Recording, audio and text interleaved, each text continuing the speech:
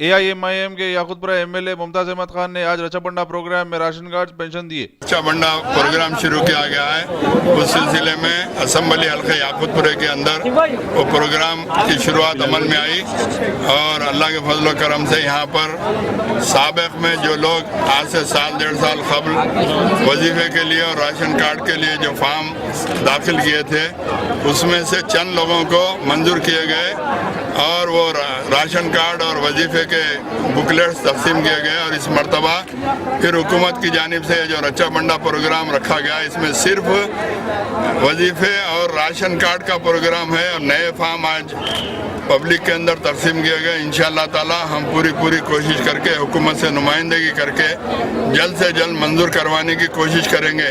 लेकिन मैं आपके सामने हकीकत कहना चाहता हूँ, चूँकि आवाम के दरमियान में हमको रहना पड़ता है। कोई काम के लिए अगर हम आपसे वायदा कर दे तो आवाम मुसलसिल हमसे सवाल करती कि इतना अरसा हो गया ये चीज़ मंजूर होकर नहीं आई।